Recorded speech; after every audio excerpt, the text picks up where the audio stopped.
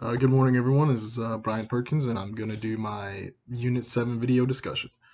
So this discussion was based on the four components or five components, depending on where you look at, for of risk management. So from my understanding, those are identifying the risk. Once the risk has been identified, then you come up with a plan to either mitigate, reduce, or eliminate that risk.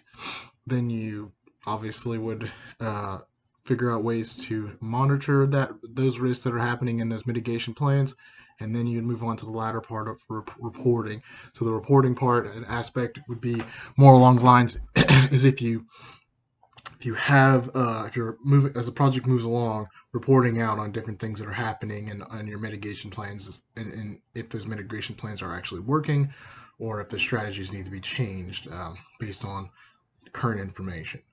Um, so what I've learned through this whole process about risk management is that uh, it is very important to pay attention to those things that you know will definitely cause you issues.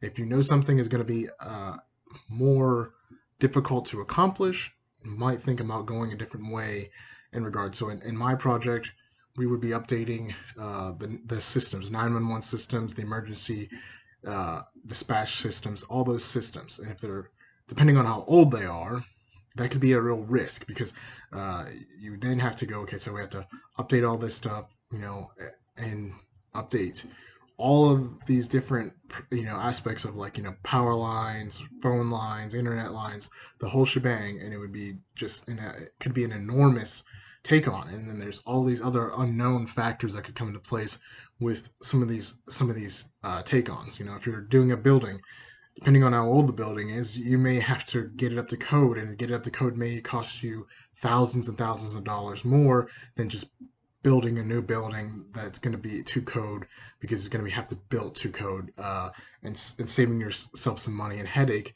by trying to figure out how you're going to make it rain, and in a sense to get the cash that you need or the funding that you need to redo these projects. I know that some also too, like some of the newer systems are cheaper, so that, you'd be able to let your budget go further, and additionally, you'd be able to do maybe a payment plan or something that affects you. Put a good, decent sized down payment, and then you set up a payment plan as long as your stakeholders agree with that. That's part, they could put it in as part of their budget or something to that effect going forward.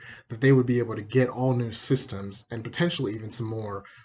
Get a further warranty or do some more technical expertise or technical support with that purchase, that, and they could get more. It just have to, they're going to extend out their payments, so their original budget, yes, just you're spending that as part of a down payment, but then they will have to budget out for the incoming years to get that updated systems.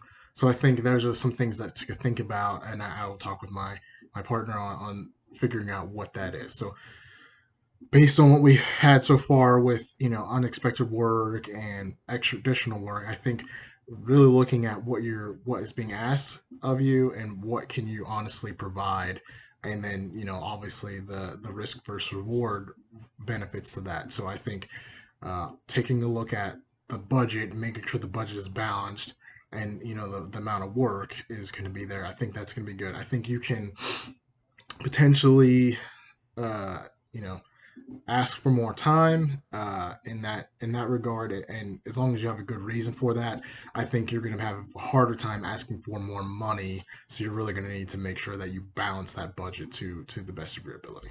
So that's what I think. Let me know what you guys think.